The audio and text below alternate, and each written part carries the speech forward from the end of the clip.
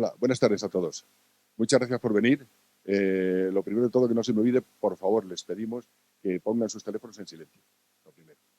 Y dicho esto, insisto, muchas gracias a todos por venir a este evento del Club de Ciencia Boadilla. En primer lugar, quisiera agradecer su presencia a don José Sánchez Lobato, el concejal de Participación Ciudadana, Calidad, Comercio y Relaciones Institucionales del Ayuntamiento de Boadilla del Monte, y agradecerle a él, a todo el ayuntamiento y a él que está presente, naturalmente, pues lo mucho que le ayudan al Club de Ciencia Boadilla en la organización de estos eventos, porque el lugar siempre, el salón de actos, sea cual sea en el que lo hagamos, del ayuntamiento, siempre nos lo ceden gentilmente para organizar estos eventos. Dicho esto, para quien no conozca el Club de Ciencia Boadilla, permítanme brevemente describirles que somos una asociación sin ánimo de lucro, instalada en Boadilla del Monte, con sede en Boadilla del Monte, y que nos dedicamos a la promoción de la ciencia en todos sus aspectos. Somos 110 socios y organizamos una vez al mes un evento público, que suele ser una conferencia, pero también a veces es una observación astronómica. Y luego, aparte de eso, pues organizamos 2 o 3 eventos cada mes solo para nuestros socios. Es muy sencillo ser socio y es muy económico. Realmente tenemos una cuota testimonial pensada para los jóvenes, aunque tenemos pocos jóvenes, nos gustaría tener más en el club. Y hacemos cosas como pues un curso de zoología, estamos haciendo ahora mismo, lo terminamos.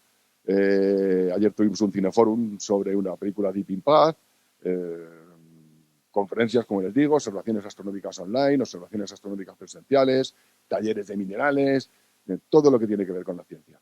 No hay que ser científico para ser del Club de Ciencia ni para atender nuestros eventos. Todos los eventos, las conferencias que se hacen en el club siempre se hacen pensando en que las entienda todo el mundo. No hace falta tener ninguna formación especial.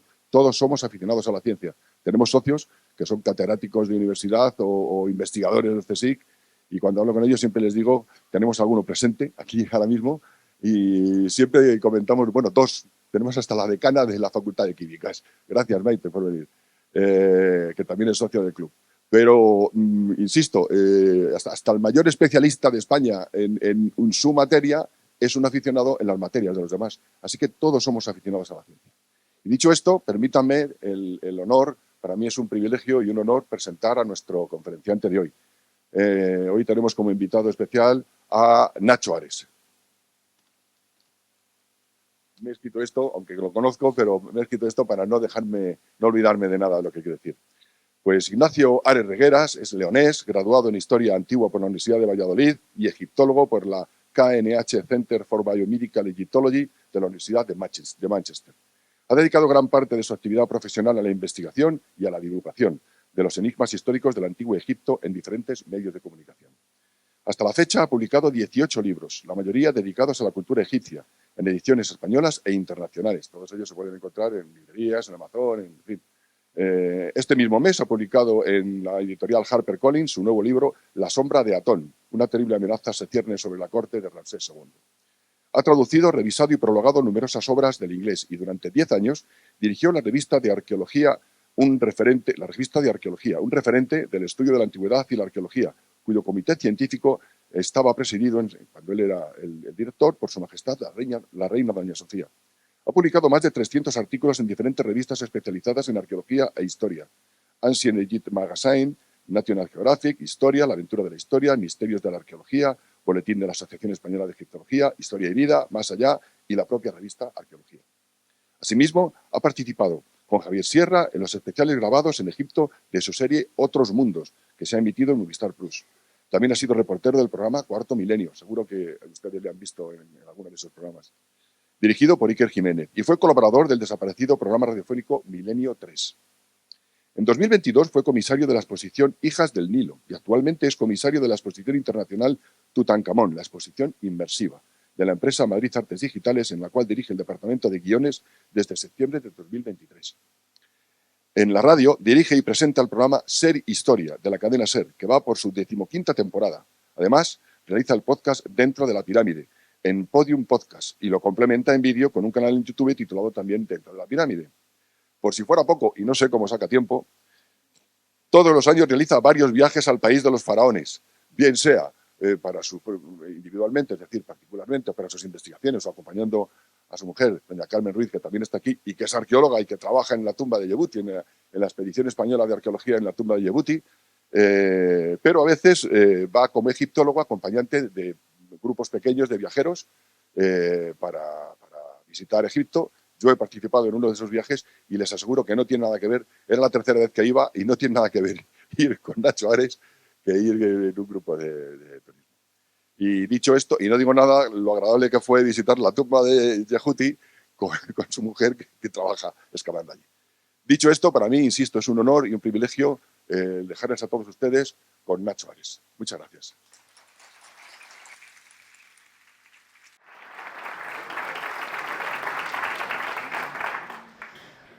Muy bien, pues ¿se me escucha? Muy bien. Bueno, pues muchas gracias, Eduardo, muchas gracias al Club de Ciencia Boadilla por la invitación para estar esta tarde con todos ustedes, aquí en este salón de actos en el teatro. Mi vida en realidad es mucho más humilde y modesta de todo lo que ha dicho Eduardo, más mundanal y más con los pies en el suelo, pero bueno, es cierto todo lo que ha dicho, tampoco lo voy a negar, pero bueno, me gusta, bueno, pues ser un poco más mundano, ¿no? El tema de la charla de hoy, grandes descubrimientos de la arqueología egipcia, lo que voy a hacer va a ser un recuento, un relato de cuándo empieza a tenerse interés por el Antiguo Egipto, sobre todo, ¿no? Cuando llega la expedición de Napoleón a finales del siglo XVIII hasta nuestros días, ¿no? Es cierto que a mí cuando me hablan de egiptomanía, que ahora hay un revival de la egiptomanía y tal, yo siempre contesto que en realidad egiptomanía ha habido siempre, porque tanto en aquella época, ya Mesopotamia, luego tiempo después Grecia, Roma, se vieron atraídos por el mundo de los faraones, su estética, la cultura. Muchos aspectos de la religión, por ejemplo, del pensamiento egipcio, los hemos heredado nosotros a través de la tradición judeocristiana. Hay infinidad de guiños y de elementos de nuestra vida cotidiana que vienen, mejor dicho, del Antiguo Egipto, pero desde el punto de vista científico, como es una asociación, un club de ciencia, he querido centrar un poco pues, esos grandes descubrimientos, esos grandes hallazgos, desde este momento, finales del siglo XVIII, con la llegada de Napoleón a Egipto, hasta nuestros días, hasta algo que ha sucedido hace prácticamente 3 semanas, un mes, ¿no? Aquí vemos a Napoleón, ¿no? Delante de la Esfinge, cuando él llega a Egipto en 1798, lo hace acompañado de un grupo de casi medio centenar de sabios. Es curioso, ¿no? Porque él iba a luchar contra Nelson y le dieron pal pelo, Napoleón perdió, pero nadie recuerda la derrota de los franceses, ¿eh? Lo supo reconvertir y lo que fue una derrota lo convirtió en una victoria. ¿Por qué? Porque desde el punto de vista cultural, desde el punto de vista histórico, fue realmente pues, algo sorprendente, ¿no? Esos acompañantes, esos sabios que iban con Napoleón, publicaron la descripción del Egipto, la descripción de Egipto, una serie de casi 30 volúmenes con textos, dibujos, en donde por primera vez se tenía el conocimiento casi preclaro, ¿no? de cómo era el Egipto de los faraones y cómo era el Egipto también del mundo musulmán, del mundo copto, del mundo judío que había entonces, todo, ¿no? Absolutamente todo. Era una especie de concepto enciclopédico. Claro, yo lo conozco más desde el punto de vista arqueológico, ¿no? Pero lo cierto es que bueno, pues todo ese conjunto, ¿no? de realidades marcaban, ¿no? un poco lo que en definitiva se convirtió después, ¿no? Esa egiptomanía se extendió por todo el continente, por todo el viejo continente, por toda Europa y también por Estados Unidos, ¿no? Y la influencia de esos grabados, hay que pensar que estamos en el primer tercio del siglo XIX, Champollion descifró la escritura jeroglífica en 1822 y cuando los franceses estuvieron allí copiando con denuedo, con tesón todos los jeroglíficos, nadie tenía ni idea de lo que estaban copiando, ni absolutamente nada, ¿no? Pero sí que es cierto que desde el punto de vista estético, Egipto siempre ha fascinado, ¿no? Es algo muy, muy atractivo, ¿no? Aquí vemos la fachada del Egyptian Hall en la calle Piccadilly, muy cerquita de la plaza de Piccadilly en Londres. en donde bueno, pues esa egiptomanía de comienzos del siglo XIX hizo que este edificio pues, adoptara algunos aspectos característicos, ¿no?, de lo que es la estética de un templo egipcio, ¿no?, con estas golas, estos pilonos, unas esculturas de Isis y de Osiris un poco de aquella forma, ¿no?, un poco naif, inventadas, las columnas papiriformes de capital cerrado a la entrada, esa gola, ese friso con el disco solar al lado del dios Ra, bueno, pues eran elementos que empezaban a ser familiares a Occidente, tanto Europa como Estados Unidos, tanto Europa como América, y que se separaban totalmente de la idea que se había tenido de Egipto hasta entonces, que venía sobre todo a través de los autores clásicos, pues Heródoto, Diodoro, Estrabón, Plinio, que habían dejado un relato muy cercano, ¿no?, porque convivieron con ello, ¿no?, pues hace casi 2000 años, y también la Biblia, el Antiguo Testamento y el Nuevo Testamento, donde hay referencias a Egipto, pero que ahí bueno, pues entra un poco más en el mundo de la fantasía y de la fabulación, ¿no?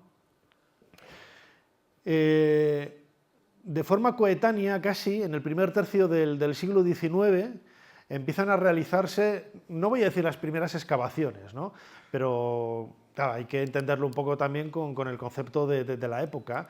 Ni los métodos eran los que se utilizan ahora, ni las personas tenían la preparación que se tiene ahora, ni se buscaban los mismos objetivos que se buscan ahora, ¿no? Hoy tiene mucho más valor un simple trocito de papiro en donde hay un pequeño texto que nos puede aportar información para reconstruir un momento de la historia.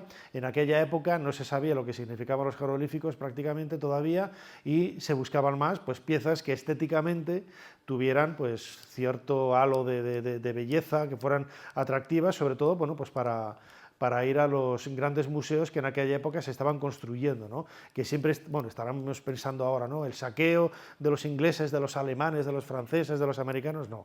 Todo lo que hay fuera de Egipto es porque Egipto lo ha vendido, ¿eh? Solo si queréis en el turno de preguntas lo comentamos, ¿no? Pero todo lo que ha salido, el 99%, ha salido porque el gobierno egipcio en el 19 o ya en el 20 lo ha vendido, y ahí están los documentos, ¿no? Se pedían permisos para excavar y tú tenías la licencia para poderte llevar lo que quisieras, ¿no? Tú pagabas y te lo llevabas, ¿no?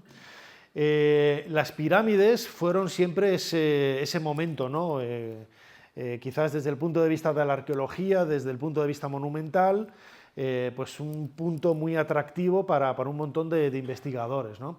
Aquí vemos las pirámides de la meseta de Giza, la parte de las pirámides de Memphis, al fondo la última de ellas, la Gran Pirámide, en el centro la de Kefren, bueno, la de Keops, Kefren y Micerinos, ¿no?, la más pequeña, entre comillas, que tiene 60 metros de altura, ¿no? Parece más alta la de Kefren, pero en realidad la más alta es la de Keops, con casi 147 metros de altura. Lo que sucede es que la de Kefren está en una especie de loma, que hace que visualmente tengas la percepción de que sea más antigua, ¿no? Uno de los primeros aventureros, uno de los primeros protoarqueólogos fue Howard Weiss. Howard Weiss era un militar que llegó a ser general del ejército británico, y bueno, pues venía de una familia que tenía el dinero por castigo y lo utilizaba pues, en lo que más le gustaba, ¿no? En este caso, pues estar en Egipto realizando lo que en aquel momento, estamos en 1836-37, pues más gustaba a la gente, ¿no?, que era, bueno, pues excavar, ¿no?, o escarbar, ¿no? En aquella época podríamos decir que más que excavaban, escarbaban, ¿no? Pero tampoco tenemos que juzgar, ¿no? Tenemos que dejar de lado ese presentismo que muchas veces, no, estos destrozaron, tal, utilizaron pólvora, bueno, pues eran los métodos de la época, ¿no? No había otra, y era lo que se hacía en aquel momento, ¿no? Howard Weiss publicó 2 libros de sus excavaciones en la meseta de Giza. En uno de los volúmenes dedica muy poquitas páginas a uno de sus grandes hallazgos, que fue la confirmación, ¿no?, que se había tenido siempre a través de Heródoto, a través de testimonios medievales, a través de otros autores y de otras fuentes indirectas, pues que la Gran Pirámide había sido construida por el faraón Keops, ¿no? Él, en una de las cámaras que hay por encima de la llamada Cámara del Rey, en el interior de la Gran Pirámide, descubrió entre otros, que vamos a ver ahora, este cartucho. El cartucho es este óvalo en cuyo interior hay unos jeroglíficos, y cuando se habla del cartucho de un faraón, estamos hablando del nombre de un faraón. Este apelativo de cartucho lo pusieron los soldados franceses porque les recordaba precisamente a los cartuchos, de la munición. Tiene esta forma, como digo, alargada, ¿no? Bueno, pues ahí podemos leer el nombre de Jufu, que es el nombre en jeroglífico egipcio, en lengua egipcia, mejor dicho, con el que se llamaba a Keops. Keops es la adaptación griega, ¿no? En esas cámaras de descarga, Howard Weiss hizo un grandísimo descubrimiento y aparecieron casi una treintena de marcas de cantero, en donde no solamente aparecía el nombre de Keops, sino aparecía su titulatura completa por primera vez, ¿no? Hay gente que ha señalado que Howard Weiss falsificó estos cartuchos, que son posteriores, que son del 19, que la Gran Pirámide no fue construida por Keops, que es mucho más antigua. Bueno, luego si quieren en las preguntas podemos divagar sobre eso, pero lo único cierto es que las marcas de cantero que hay en el interior de la Gran Pirámide nos están hablando de Keops, ¿no? Y, por ejemplo, hay algunos títulos, el nombre de Horus, aquí lo vemos. Medju, es imposible que Howard Weiss lo conociera en 1836 porque no se sabía lo que era eso. O sea, es imposible que él hubiera copiado de otro lugar, ¿no? Bueno, pues son, como digo, casi 30 las marcas de cantero que confirmaban, ¿no?, el vínculo que había entre la Gran Pirámide y el faraón Keops. Si avanzamos un poquito más, llegamos a la década de 1850 y tenemos la figura del personaje que aparece a la derecha de la pantalla, que es Auguste Mariette. Auguste Mariette era un francés que trabajaba en el Museo del Louvre y fue enviado por el Museo del Louvre a comprar manuscritos coptos a El Cairo, pero utilizó el dinero para realizar una serie de excavaciones arqueológicas, primero un poco a espaldas del Museo del Louvre, pero luego, claro, el Museo del Louvre, cuando vio lo que había encontrado, pues dio palmas con las orejas, ¿no?, que se dice, y no le regañó ni le echó la bronca ni nada parecido, ¿no? ¿Qué es lo que encontró Mariette? Encontró en la necrópolis de Saqqara, encontró el Serapeum. Ahora vamos a ver algunas fotografías, que era el enterramiento de los toros sagrados Apis, que solamente se conocía a través de algunas menciones en autores clásicos. Estrabón hablaba de una avenida de esfinges que llevaba al Serapeum, y algunas de estas esfinges que ahora están en el Museo del Louvre, Mariette las había visto en jardines de casas de personas adineradas en el Cairo. Preguntó de dónde venían esas esfinges, y pues que hay una avenida de esfinges en Saqqara que es donde las hemos cogido, ¿no?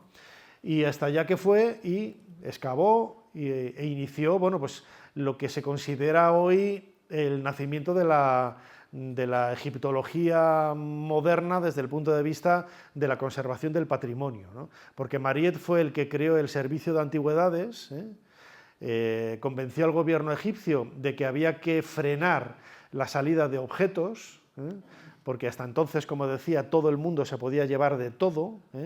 Es cierto que él se llevó cosas al Museo del Louvre, pero él creó el primer museo, por ejemplo, en el Cairo. Creó una serie de estructuras, ¿no?, en la propia institución del Servicio de Antigüedades, que sigue existiendo hoy, el Servicio de Antigüedades, que hizo sobre todo también a los propios egipcios que tuvieran conciencia de su propio patrimonio, ¿no? Este es el interior del Serapeum.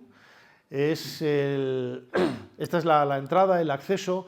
Las hornacinas que vemos en la pared hacen referencia, bueno, pues a una serie de estelas votivas dedicadas al toro Apis que había en este lugar.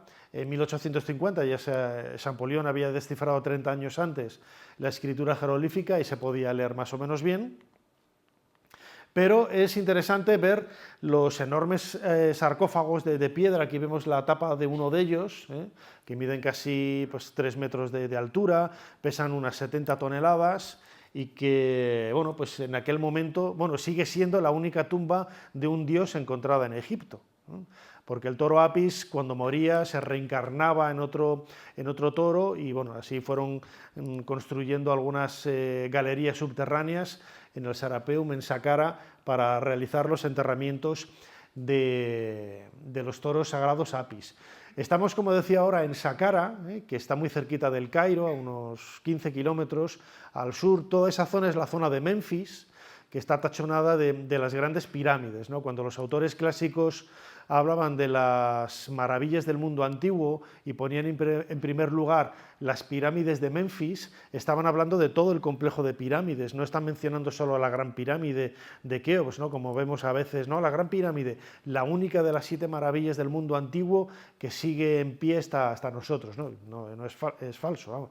La maravilla eran todas las pirámides, todo el conjunto de monumentos piramidales de la meseta, mejor dicho, de la zona de Menfis, es decir, Giza, Saqqara, con la pirámide escalonada, Dashur, el List, es una franja de casi 100 kilómetros. Si bajamos y descendemos hacia el sur, hacia el Alto Egipto, yendo río arriba, llegamos a Luxor.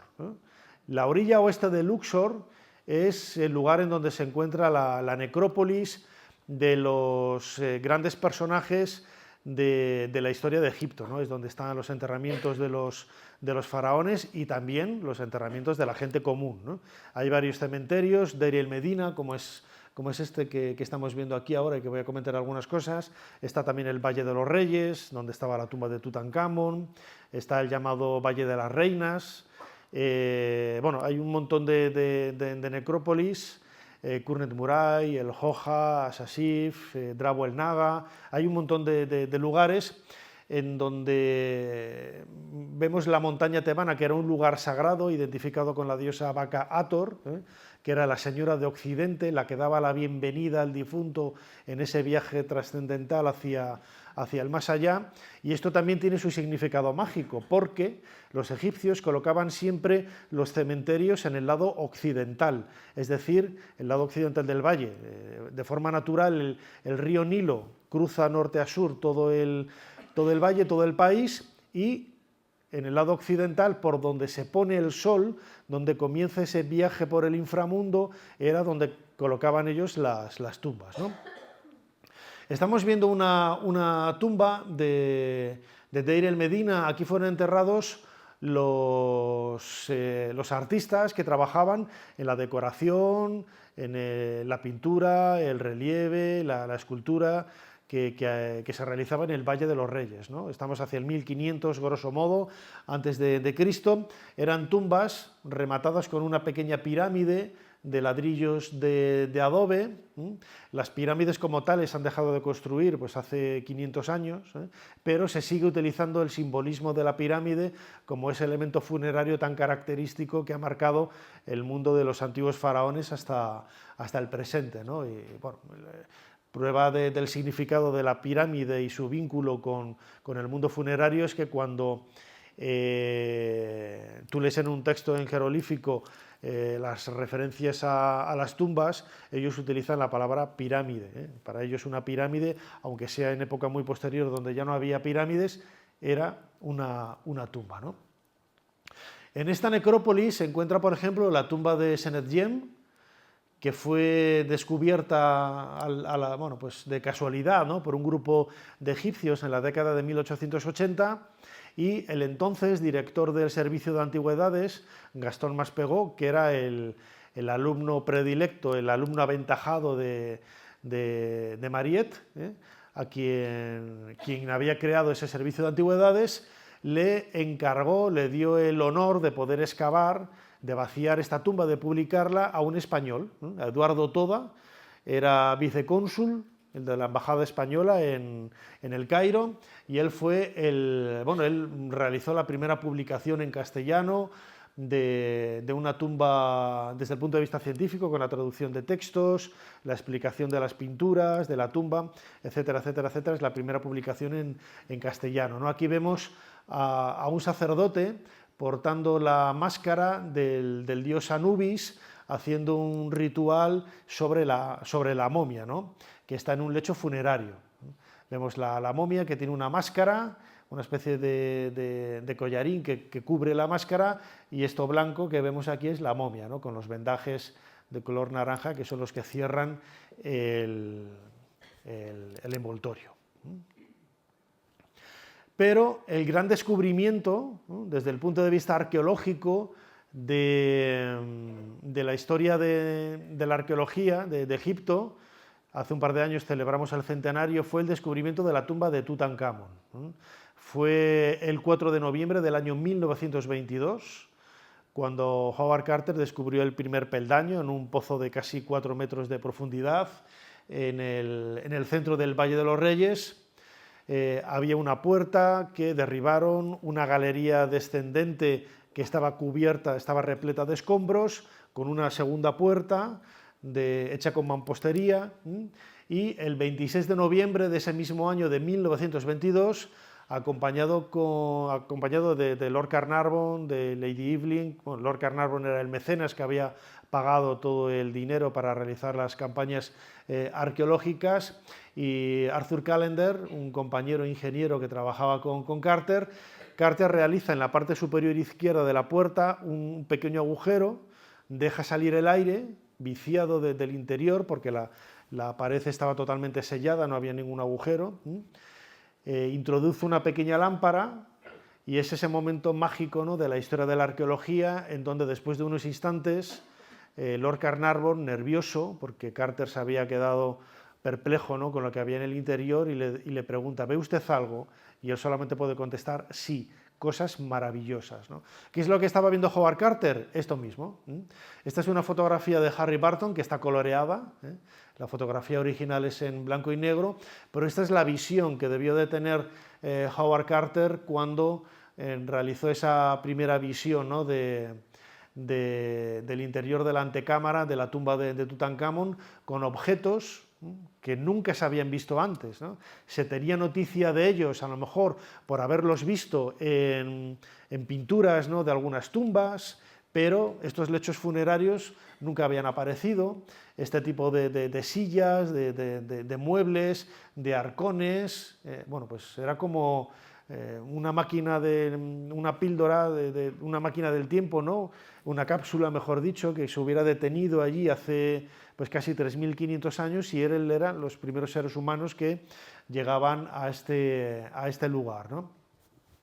La tumba de Tutankamón, desde el punto de vista artístico, bueno, pues tampoco tiene mucho cuando se visita, porque ahora cuando tú entras en ella los objetos están en el Museo del Cairo o en el Gran Museo Egipcio, pero las pinturas de la tumba, bueno, nos están contando una historia de ese viaje, ¿no?, que realizaba Tutankamón hacia el mundo del más allá, ¿no? Aquí vemos, bueno, aquí se ve apenas el transporte del catafalco funerario con la momia, aquí en la pared oriental. En la pared norte vemos al sucesor de Tutankamón, que era el faraón Ay, realizando el ritual de apertura de la boca a la momia de Tutankamón, que tiene el aspecto del dios Osiris.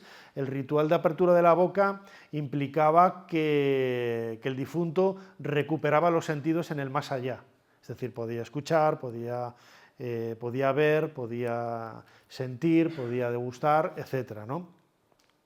En la siguiente escena, esto es como una especie de cómic que vamos leyendo de derecha a izquierda.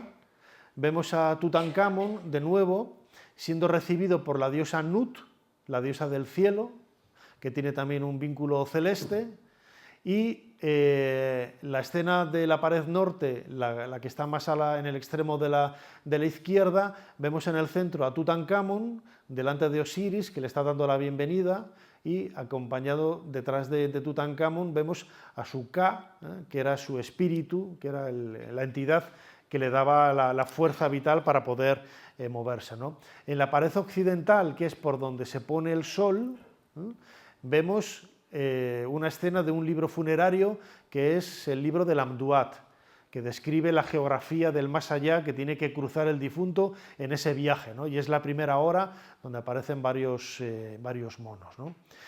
Bueno, pues estas pinturas, cuando Howard Carter las estudió, lógicamente él en apenas 10 años tuvo solo tiempo de realizar 3 publicaciones, 3 libros, contando toda la historia del descubrimiento de la tumba de Tutankamón, y no pudo profundizar, ¿no?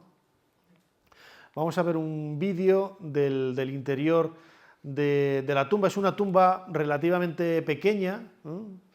Estos son los 16 escalones que llevan hacia esa primera puerta, en la galería que estaba llena de escombros que decía antes, la segunda puerta, donde veían esas cosas maravillosas. Aquí lo tenemos que imaginar lleno de esos lechos funerarios, los carros, todos los muebles, y el acceso a la cámara funeraria, en donde las paredes nos describen de una manera relativamente detallada, no es lo mismo que vemos en otras tumbas, pero sí es las escenas, ¿no?, básicas para intentar explicar el sentido que tenía ese viaje del difunto hacia el más allá, ¿no? Vemos que de la pared norte a la izquierda y de la pared oeste salen unas cámaras, unas habitaciones. Bueno, pues esto Carter no lo pudo ver en la década de 1920 y comienzos de la década de 1930, cuando él estuvo trabajando allí, y esto es lo que salió a la luz hace prácticamente, sí, 10 años, un poquito más, cuando una empresa española, Factumarte, realizó el escaneo de toda la cámara funeraria de la tumba. Vamos a ir por partes. Ese escaneo no se buscaba hacer unas fotografías con una calidad enorme, millones de píxeles por pulgada, que también, no. Lo que buscaba era hacer el relieve, replicar el relieve para luego hacer un facsímil de la cámara funeraria, donde no solamente se vieran bien las pinturas, sino que se viera bien la pintura sobre la propia pared. Es decir, cuando tú vas a la réplica de la tumba de Tutankamón, que hay muy cerquita de la casa de Howard Carter, a la entrada del Valle de los Reyes, estás viendo, hasta que no estás delante aquí, no te das cuenta de que es una réplica, porque está hecho maravillosamente bien, y esa información del escaneo de Factumarte se colgó en la página web, y todavía se puede ver, de la propia fundación, ¿no?, de la Fundación Factum Arte. Vamos para acá. Bien. Esta escena, estudiando esa información detallada de la tumba, Nicholas Reeves, un egiptólogo británico, para mí el que más sabe, ¿no?, de Tutankamón, la época de Amarna y su historia, pudo confirmar algunas cosas que él ya sospechaba, ¿no? Si nos fijamos, antes decía que aquí vemos al faraón Ay realizando el ritual de apertura de la boca delante de Tutankamón, momificado.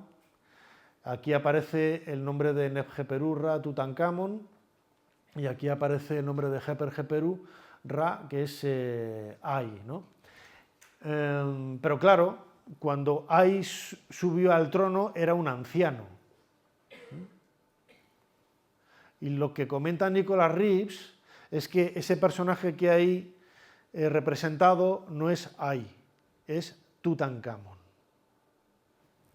Se ve perfectamente, esta es una ampliación del rostro, donde vemos esa típica barbilla que tenía Tutankamón, regordeta, esta es una cabeza de Tutankamón, saliendo de una flor de loto, una escultura. Vemos el aspecto juvenil de la pieza, pero hay detalles que van mucho más allá, y que nos están confirmando que la escena original que había en la pintura se borró y se colocaron nuevos nombres y nuevas figuras. Entonces aquí lo vemos bastante bien. A la derecha vemos el nombre de Tutankamón y a la izquierda vemos el nombre de Ay. Pero si observamos, el nombre de Ay está escrito encima de otro nombre que había debajo. Esto Carter no lo vio, y Reeves esto lo vio, pues la información que tienes en la web de Factum Marte te permite ampliar esto que estamos viendo aquí en la pantalla con una calidad extraordinaria. Tiene este tamaño, 20 centímetros, es muy pequeñito, y se podría ampliar mucho más. El nombre de Tutankamón empieza con, bueno, no vamos a explicar el detalle, pero bueno, esta hojita que vemos aquí, arriba a la izquierda, vemos que está por debajo, ¿no?, del comienzo del nombre de Ay. Creo que hay una imagen aquí que es donde se ve, la ampliación y todavía se puede hacer más grande, ¿eh? Lo que pasa es que tampoco me quería pasar. Vemos por debajo, ¿no?, la plumita, y arriba se ha pintado todo de blanco, pero esto se ha vuelto a caer, se ha pintado a la bandera del comienzo del nombre de Ay. Esto ya nos está diciendo que realmente lo más probable, no tenemos constancia de que esté el nombre entero, pero pues, vamos, el Tutankamón empieza así, y estamos en la tumba utilizada por él, desde luego que era el nombre de Tutankamón el que había ahí, ¿no? Igualmente, la figura que hay a la izquierda de la escena que veíamos antes, esta de aquí, Tutankamón murió con 18 años y, al contrario de lo que pudiéramos esperar, aparece muy mayor. Aparece con esta arruguitas en el cuello también. Reeves dice que seguramente sea la representación de Nefertiti, y que Tutankamón esté realizando el ritual de apertura de la boca a la reina Nefertiti, que acaba de morir, y que ella había heredado el trono del faraón anterior, que era su esposo Akenatón, el padre de Tutankamón, ¿no?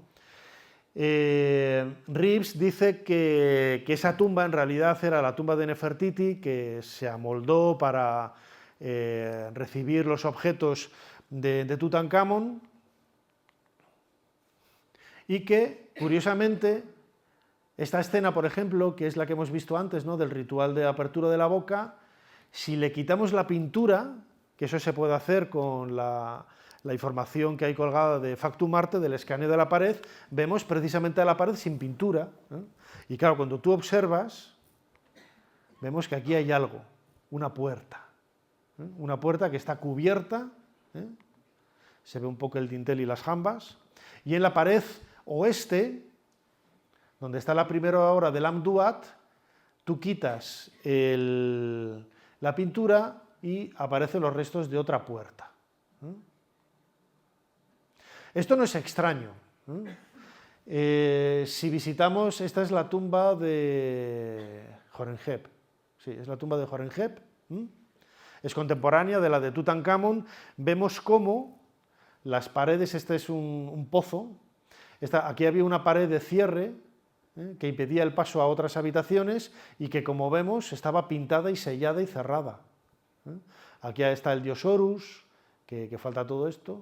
Aquí hay otra figura, se le ve el hombro, que estaría en esta parte, y vemos que el texto sigue por aquí. Hay columnas de texto que bajarían, ¿no?, y estarían... Lo vemos en otras tumbas. Esta es la tumba de Tauseri Segnab, donde vemos un fragmento del libro del Amduat, la barca solar corriendo por aquí. Este es un acceso a una habitación que había sido cerrada con bloques de mampostería enyesada y pintada, estucada y pintada. En la tumba de Seti I también lo vemos, ¿no? El acceso al interior de la tumba está cerrado por una pared que está pintado. ¿Qué es lo que sucede con todo ello? Pues que seguramente Reeves tenga razón, y detrás de esa pared haya algo. Se han hecho 3 escaneos. Uno ha dado positivo, uno ha dado negativo y el otro inconcluyente. Entonces, misterio, ¿no? Misterio misterioso. El inconcluyente porque ahí arriba unos aparatos de control de humedad, de temperatura y tal, que había que quitarlos porque hacían interferencias en la máquina. Los egipcios no quisieron quitarlo, digo, pues no podemos hacer nada.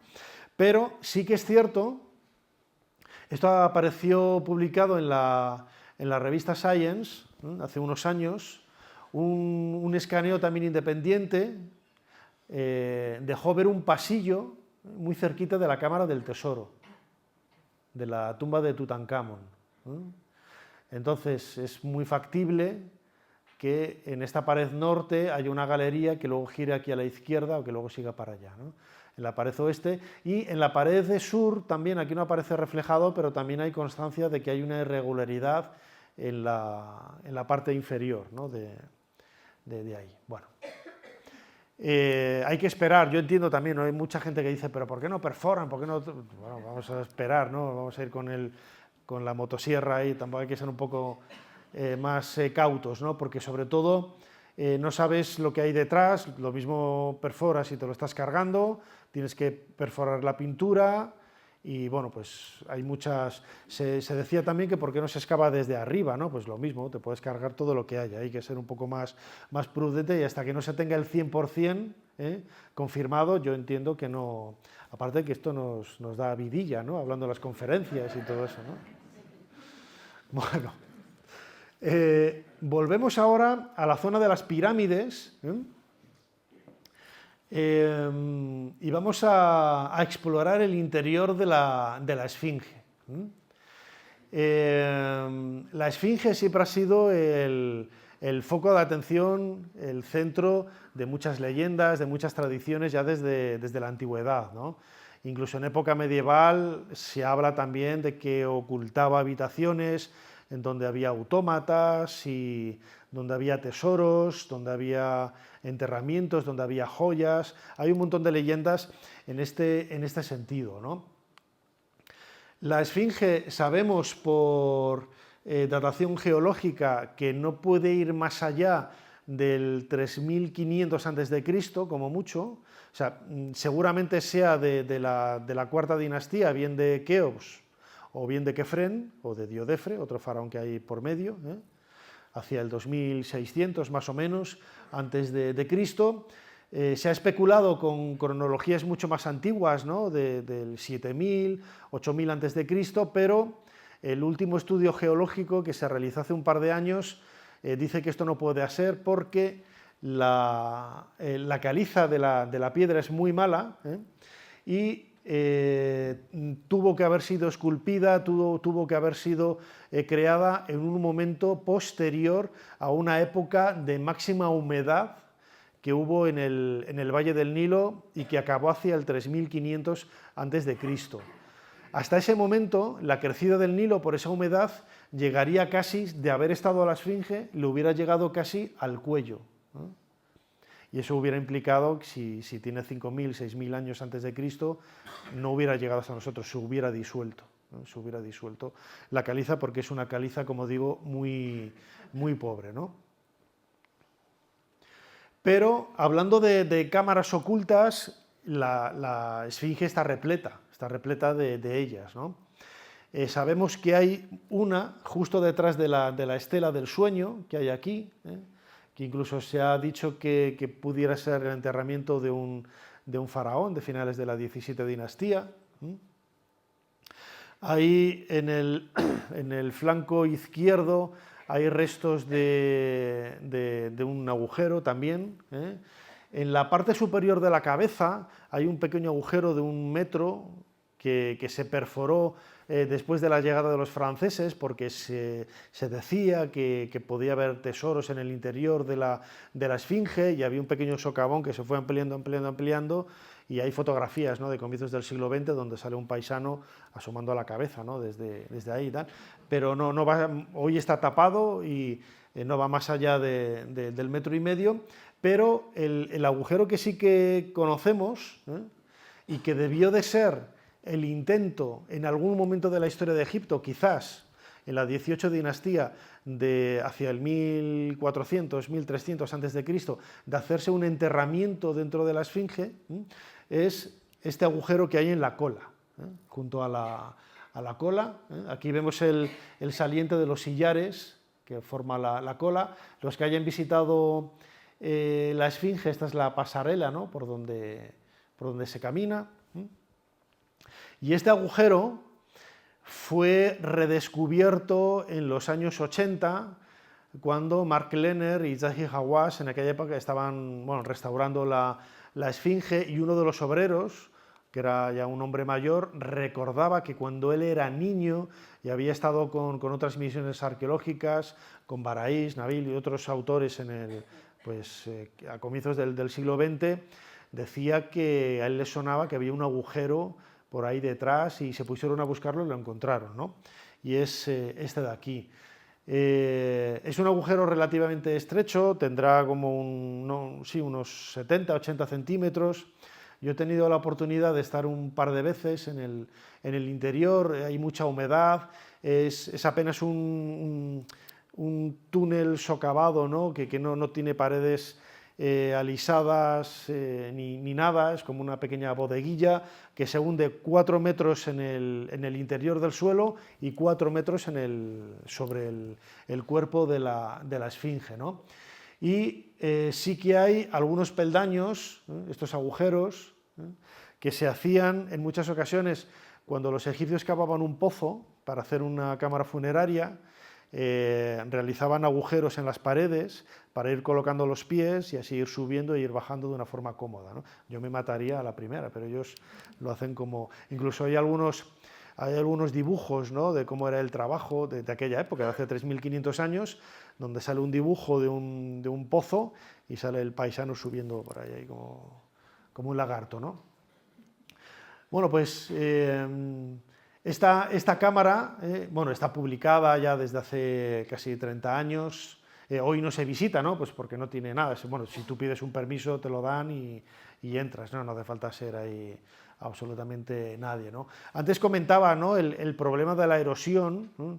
En la esfinge la piedra es muy, muy blandita y a comienzos de la década de 1890, Robert Schoch, un geólogo de la Universidad de Boston, lanzó la idea de que seguramente la esfinge fuera mucho más antigua de lo que se había pensado, a partir del estudio de las acanaladuras, de esta erosión por agua que había en la cubeta sobre la que se levanta la esfinge. La esfinge en realidad es una cantera, es una cantera que han ido rebajando el suelo y el trozo de piedra que ha quedado en el medio, lo veíamos antes, esta es la cubeta, la vemos aquí, solamente se han añadido los sillares que forman las patas delanteras y un poco para dar forma en los cuartos traseros de la esfinge, pero está en un lugar rebajado que era una cantera que se utilizaba ya desde época faraónica, ¿no? Claro, él decía que si esto pertenece a la cantera, pues lógicamente tenía que ser, y donde estaba la esfinge, pues tenía que ser más antiguo, ¿no? A ver, eso no quita tampoco que, yo no entiendo de geología, pero había algunos geólogos que han explicado este tipo de erosión por medio del agua, por medio de filtraciones internas que nada tienen que ver con que haya habido ahí lluvias ni nada parecido, ¿no? Pero sí que es cierto que el penacho de piedra se podría haber creado en época faraónica. Hemos visto también la erosión del viento que tiene la esfinge y se sabe, ¿no? por el tipo de erosión que no debe ir más allá del 3500 a.C. y bueno, son esas teorías que más o menos unas chocan con otras, ¿no? Cada uno tiene sus razones, tiene sus ideas y desde mi punto de vista no hacen más que enriquecer un poco el contenido de todas las teorías que se lancen al respecto, ¿no? Aquí vemos pues eso, el cuerpo, ¿no? los estratos de la piedra caliza, que es una piedra de muy, muy mala calidad. El tocado nemes, que es la toallita, ¿no? que se ponen aquí los faraones, está sujeto por unos contrafuertes, que estos son modernos, de piedra, porque si no se cae la cabeza. O sea, si esto hubiera sucedido hace 3.500 años, no, con toda hace 5.500, con esas etapas, como decía antes, de lluvia no tan intensas, no hubiera llegado nada hasta nosotros, ¿no? ¿A quién representa? Pues no lo sabemos, ¿no? Antes decía, está justo junto a la calzada de la pirámide de Kefren, lo que siempre se ha identificado con él, pero desde el punto de vista estético no se asemeja a lo que pudiéramos esperar del reinado de Kefren, ¿no? Por eso se ha barajado la posibilidad de que fuera levantada por Keops, el constructor de la Gran Pirámide, o por el faraón que sucedió a Keops y que reinó antes de Kefren, que era Djedefre, Diodefre. Bueno, vamos ahora a la Gran Pirámide, que esto es el culmen de todas las investigaciones que se han llevado prácticamente en la última década, como veíamos en la Esfinge, buscando cámaras en el interior, ¿no? La Gran Pirámide como tal tiene pues, un pasillo de entrada, una galería ascendente, un pasillo que lleva a otra cámara, otra galería que lleva a una segunda cámara, hay una cámara subterránea y es lo único que hay en todo ese volumen gigantesco de piedra, ¿no? Entonces siempre se ha sospechado que había algo más, ¿no? En 2015, más o menos, hace 10 años, un equipo japonés comenzó a realizar una serie de investigaciones utilizando la técnica de los muones. Los muones son unas partículas cósmicas que atraviesan la atmósfera, llegan hasta nosotros, tenemos una serie de placas que son estas, que son sensibles a los muones, y si tú eres capaz de conocer la densidad de la piedra, los detalles que rodean al monumento, puedes saber, no sé cómo lo hacen los japoneses, porque yo veo los resultados en la pantalla, azul, rojo y tal, a mí me parece todo igual, ¿cómo sabe este que aquí hay un vacío, aquí hay una cámara, aquí hay algo, ¿no? Pero bueno, se puede hacer, vamos a tener fe en los japoneses, ¿no? Esto es lo que en 2017 fue la publicación, esta es la gran galería que lleva a la cámara del rey. Bueno, pues descubrieron que sobre ella había un enorme vacío de casi 30 metros, que, bueno, pues que todavía no se sabe lo que es, ¿no? Se han barajado muchas posibilidades, ¿no?, para intentar llegar hasta el interior de ese lugar, pues perforar un bloque de piedra, introducir una especie de bolígrafo que luego se abre y crea una especie de cepelín que empieza a volar por el interior con una camarita y que manda la señal a otro sitio. Pero vamos, estamos siempre en lo mismo, ¿no? Claro, tienes que romper, tienes que perforar y tampoco hay una confirmación al 100% de todo.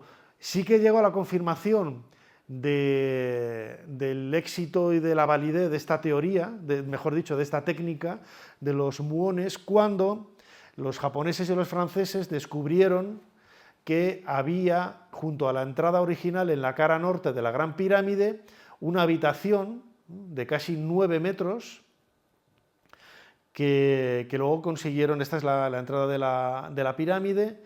Por aquí es por donde entramos los visitantes ahora, los turistas, y esta es la entrada original, unos metros por encima. Bueno, pues estos andamios de madera pertenecen precisamente a la investigación de los japoneses, que después de haber tenido la lectura de esas placas de muones diciendo que ahí había algo, porque colocaron las placas en el interior de la galería, de esta galería que parte a partir de esta puerta. Mucha gente dice, ¿por qué no se colocan esas placas en la tumba de Tutankamón para ver si hay habitaciones? Y es que no se puede, porque tú tienes que tener la placa en el suelo para medir lo que tienes arriba. Es decir, tendrías que excavar por debajo de la tumba de Tutankamón, colocar las placas ahí y te diría lo que hay arriba. Pero no, si tú la pones en el suelo de la tumba, no te va a decir que arriba tienes el suelo del valle, no te dice nada más, ¿no? Esta es la cámara que salió a la luz hace unos meses o hace un año ya, es que ya pasa el tiempo volando. Es una habitación de 8 o 9 metros de profundidad, 1 metro de alto, una techumbre a 2 aguas, pero lo más alucinante de todo es que ya en el año 1986, Guadagni Dormió, 2 arquitectos franceses, observando y estudiando únicamente la colocación, la posición de los bloques, detectaron que allí había un pasadizo, que a mí esto me parece alucinante. Este dibujo lo publicaron en 1986 y aquí, bueno, supuesta entrada. Claro, esta es la entrada original, como vemos aquí, los chevrons, ¿no? Vamos, esto es una una techumbre a dos aguas de toda la vida. Aquí el mundo, cuando salió la noticia, los chevrons, digo, qué pedantes. Es una techumbre a dos aguas de toda la vida. Bueno, que aquí lo vemos, ¿no? Esto sería en realidad aquí faltan losas, esto habría otras losas con la misma forma hacia el exterior, era una especie de galería, y por encima de ese huequito es donde se introdujo una camarita con una fibra óptica entre los bloques de piedra, otro de los grandes mitos, ¿no?, de la Gran Pirámide es que todos los bloques están pegados íntimamente y nada más lejos de la realidad, ¿no? Y está construida muy bien, pero tampoco vamos a exagerar, ¿no? Y se podía introducir un pequeño cablecito con una cámara de fibra óptica, que es lo que permitió hacer estas fotografías, ¿no?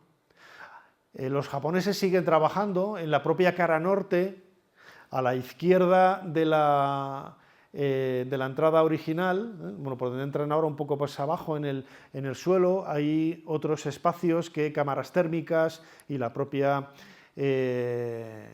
bueno, las cámaras térmicas han detectado, ¿no?, cambios de temperatura que parece que están hablando de nuevas habitaciones, ¿no? Bueno, esto, mira, precisamente lo que estaba comentando ahora, ¿no? Esta es la cara sur de la Gran Pirámide. Este boquete que hay aquí,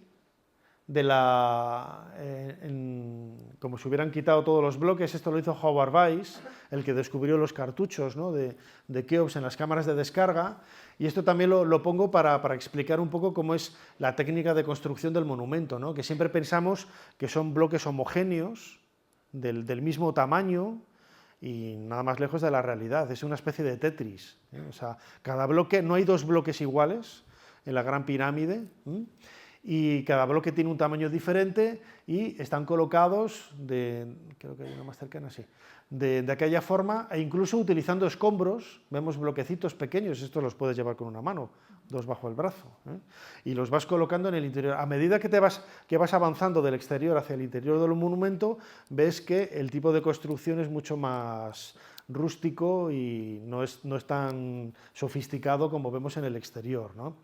Aquí en realidad falta todo el recubrimiento.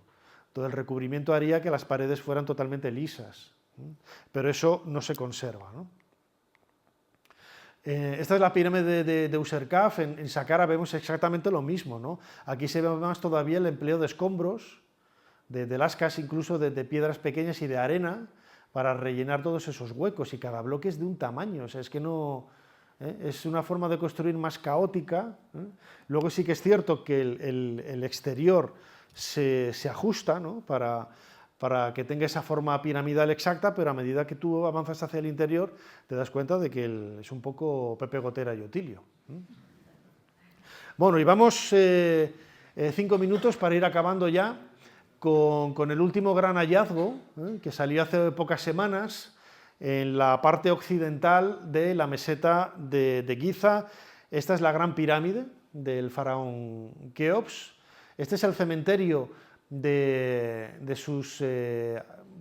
personas de la administración y oficiales altos cargos, ¿no?, del funcionariado del faraón Keops.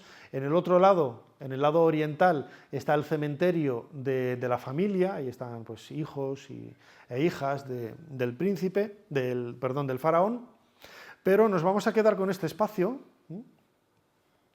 que siempre ha llamado la atención, ¿no?, porque aquí vemos mastabas. El mastaba es el nombre que tiene la tumba, vemos que son estructuras de piedra, muchas veces sólida, con un pozo, un agujero. Aquí lo veis, esto ya está saqueado desde la antigüedad, ¿no?, por eso, ¿no?, tampoco no ha llegado a nada hasta nosotros, ¿no? Y vemos una mastaba enorme, que es esta, la G4000, Giza 4000, que pertenece a Gemiunu. Gemiunu llevaba por título el jefe de las construcciones o director de las construcciones del faraón Keops. Así que podemos intuir que quizás fue él el que diseñó la Gran Pirámide y llevó a cabo la construcción, ¿no? Sabemos que Keops reinó como poco 30 años, siempre se hablaba de 20, pero Las últimas dataciones ya nos llevan al año 27 del faraón Keops, lo que también nos va acercando a los 60, ¿no?, que propone Manetón en la lista real escrita en el siglo III a.C., este sacerdote griego que hizo una historia de Egipto y una lista real. Él habla de Sufis, el faraón, lo llama Sufis, nosotros, bueno, los egipcios lo llamaban Jufu y nosotros Keops, que reinó 63 años, ¿no?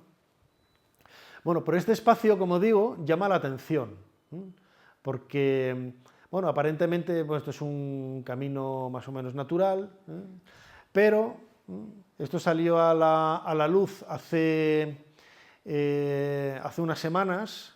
Un equipo japonés de la Universidad de Waseda, con Sakoji Yoshimura al frente, que es un arqueólogo, un egiptólogo japonés que ha estado trabajando allí un montón de años, tanto en el Valle de los Reyes como en la meseta de Giza, llevó a cabo un escaneo de esta zona con un georradar de estos de suelo, que vas como si fuera un aspirador, igual, y te va lanzando señales al subsuelo, y si atraviesa algo sólido o algo vacío, la señal sale o se percibe con una intensidad diferente y te permite conocer, ¿no?, un poco qué es lo que hay debajo, ¿no?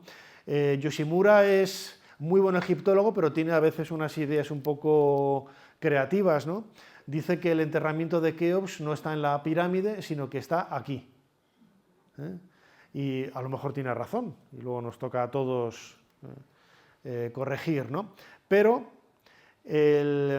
cuando realizaron los japoneses el escaneo, esta es la mastaba de Gemi 1, descubren una estructura a unos 5 metros por debajo del suelo en forma de L, que es esta que vemos aquí, que es una suerte de muro, de piedra. A ver, ellos no dicen que es una cosa sólida que hace rebotar los rayos del georradar. No se meten ahí a decir si es granito, si es caliza, si son botellas de alguien que ha dejado ahí un bar o lo que sea, ¿no? Se curan en salud en ese sentido, pero bueno, todo parece indicar que es piedra caliza de una construcción subterránea que da paso a otra más profunda que está a unos 10 metros de profundidad. Es decir, encaja bastante con las distancias que hay con respecto al suelo, que siempre hay 10, 12, 13 metros de una cámara funeraria del suelo, ¿no? Esto, como decía antes, salió hace unas semanas, ¿no? Llevaban, pues sí, 3 años, ¿no?, dándole con el georradar. Y aquí, claro, yo no entiendo, yo por más que me leo el estudio, claro, empiezan a hablar de unas cosas técnicas que yo me pierdo por ahí, ¿no? Es cierto que aquí se ve una estructura más o menos bien formada, pero hay un montón de puntitos rojos también, ¿no?, que podrían ser otras cosas, que, bueno, que habrá que investigar también, ¿no? No nos tenemos que quedar solo con eso. Es muy llamativo que esta estructura esté junto a la mastaba de Gemi 1, que es, pues, uno de los altos funcionarios más importantes del reinado de Keops. Y que, bueno, este es el georradar, como decía, es una especie como de máquina que la vas arrastrando por el suelo, y se va leyendo la información en un ordenador, y cuando se vuelca todos esos datos en la computadora te permite tener una lectura más o menos fiable de lo que hay alrededor, ¿no? Es cierto que muchas veces da falsas señales, ¿no?, el georradar, porque a lo mejor hay una veta de piedra distinta o una veta grande de sílex o lo que sea, y te ha chafado todo, ¿no?, y te está dando información un poco errónea, ¿no? Aquí vemos a Yoshimura siguiendo de cerca la excavación. Claro, después de haber realizado esta lectura con el georradar, ahora comienza la excavación, ¿no? Tienen que levantar ahí todo para confirmar que realmente hay algo ahí abajo. Esta es la mastaba de Gemi 1, La G4000 que decía antes está un poco reconstruida, esta es la parte original. Muchos de estos bloques de las tumbas, los exteriores han reutilizado pues, en muchos monumentos desde época medieval en el Cairo. Muchos palacios, la ciudadela de Saladino está toda construida con piedras que vienen de la meseta de Giza. Y esta es la estatua de Gemiunu muy reconstruida también, que hoy se conserva en el Museo de Hildesheim en Alemania, de este personaje importante, ¿no? Con esos títulos que tiene al pie que le hacen... Es curioso, ¿no? Porque él se presenta como jefe de los constructores de los monumentos de Keops, pero no dice yo he construido la Gran Pirámide. Imhotep, otro arquitecto que trabajó para Zoser y al que se le atribuye la construcción de la pirámide escalonada, tampoco dice nada de que él fuera el autor de la primera pirámide de la historia, ¿no? Pero esto entra mucho en la forma de pensar de los egipcios. Nosotros, por ejemplo, yo ahora cuando Eduardo me ha presentado, he empezado a leer todo mi currículum, ¿no? De todo lo que he hecho y tal. Los egipcios no iban por ahí, no firmaban nunca las obras. En la aldea de Deir el Medina, antes cuando hemos visto la tumba de Senedjem, sabemos que era artista, que trabajaba en las tumbas del Valle de los Reyes, pero no sabemos qué tumbas ha hecho. Ni idea, no, porque no firmaban, no, yo he hecho la tumba del faraón tal, yo he hecho la tumba de fulanito, de menganito. Por el estilo, es muy probable que Senedjem fuera el autor, por ejemplo, de la tumba de Nefertari, la gran esposa real de Ramsés II, porque lo que vemos ahí en su tumba, que seguramente lo hizo él se hiciera su propia tumba, aunque es un poco sórdido, ¿no? Estar ahí haciendo tu propia tumba, pero la estética, ¿no? Las formas de las figuras, los rostros, los detalles de ojos, manos, etcétera, son muy parecidos a los que vemos en la tumba de Nefertari, ¿no? Y Gemiunu no menciona en un lugar de su tumba más allá de que es el jefe de los arquitectos, ¿no?